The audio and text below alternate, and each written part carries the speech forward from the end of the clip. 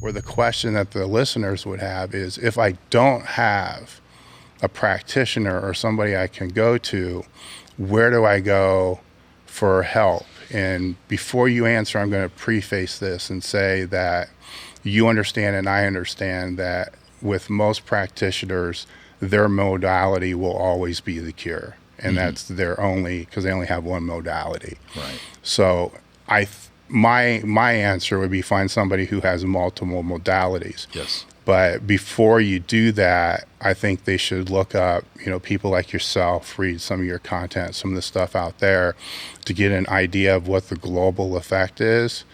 What would you add to that? I think the biggest thing is to have someone that looks at you from a complete standpoint as opposed to just a shoulder injury. And I'll give you a case in point. I was at the World Championships, juniors and masters and women.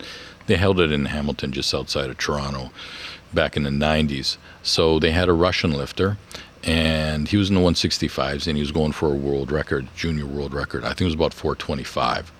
And he missed his first attempt, and so he came back with the coach, and they said, "Can you work on him?"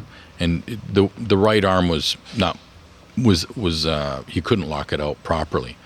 So I did some work, and I worked on his shoulder and everything, and then he went for his second attempt, and he also missed that. But what I did notice is that he walked with a limp, and I went, "What happened?" He says, 3-4 weeks ago, I sprained my right ankle.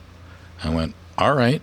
I said, "So when you're benching and you're pressing hard, is it painful?" He says, "Oh yeah, it's really painful." I said, "Okay." So I basically, the shoulder had healed.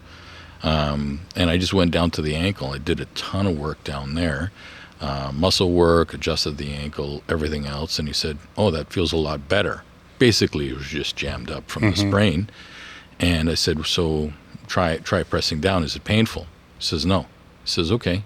So he went out and he actually set the world record, because all of a sudden, and it wasn't, he had a little bit of deficit, but nowhere near. So you need to have someone that will look at you from a complete aspect, not just, look at the shoulder. Yeah.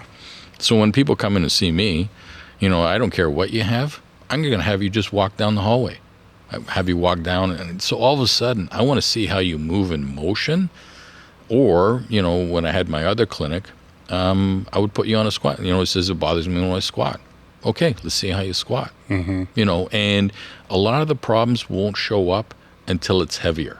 Yeah. And that's the biggest thing, is that all of a sudden all the deficits start to show up. The arm starts to lag. You start to torque. Your body changes as you're doing the deadlifts. From that, now you can actually go, okay, where is it actually breaking down? Because that's the major issue. It may have nothing to do with the injury, but it's a contributing aspect of it, and that's what the reoccurrence is. So I think someone that, as far as finding someone, number one, that is definitely multimodal. And I don't care if it's a physical therapist, a chiropractor. Most medical doctors, some of them are getting into manual medicine. Most of them, their modality is usually drugs. And the other aspect that's coming around is the PRP and the stem cell, which is fantastic. It can really, really make a big difference in certain situations. Do you think that might pull the medical field and the holistic field together a little bit more?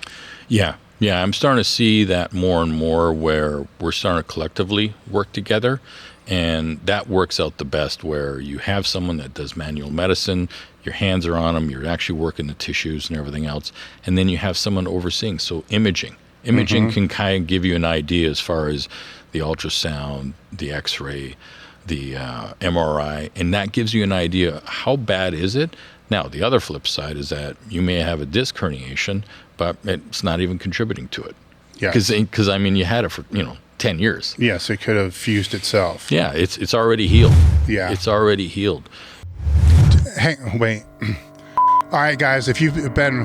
I hate this stupid shit. All right, guys, make sure to subscribe to our YouTube channel, select notifications, but also keep in mind, we do have a website. It's elitefts.com. On our website, we put up 2 new articles every single day, 7 days a week. We also have training logs that are updated daily. coaching blogs, which are updated daily, archived history of over 1 million Q&As that are on the website. So check out our website. Also check out our Instagram, which is at EliteFTS, and my personal Instagram, which is at Under the Bar, as we're always putting new content there as well.